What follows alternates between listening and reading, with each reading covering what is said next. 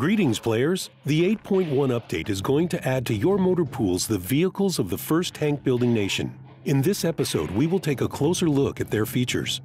So let's see what the steel beasts from Old Blighty are like.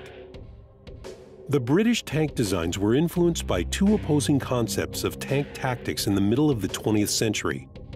The first and more traditional point of view was the use of tanks on the battlefield to support the infantry. The infantry tanks have excellent armor and a poor cannon as well as slow speed. You've already met the best examples of such vehicles. These are the famous heavy tank Churchill, the medium tank Matilda II, and the light tank Valentine. From this point on, you'll have the option to equip your old friends with more serious weapons and equipment. You will obtain a new perspective on them, and you'll see the development of the infantry tanks concept in your garage.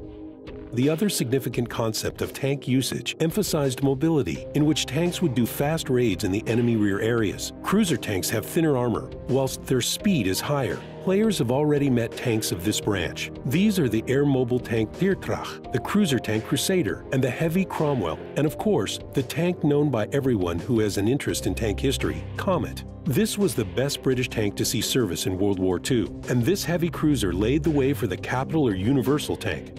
These two concepts are completely opposite with their own pros and cons. In the following years, excellent examples of tank building such as the medium tank Centurion and the heavy tank Conqueror were created. The top-tier tanks of the British tree are experimental and computed vehicles that didn't take part in any battles of World War II. These tanks may interest you with their features. The outlay of the FIVI 215B will impress players with its futuristic design, whilst the FIVI 4202 might be a nasty surprise for commanders of French tanks and self-propelled guns in particular with its powerful weapon.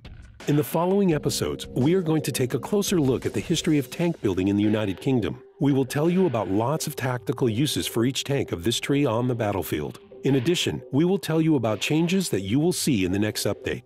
See you next time!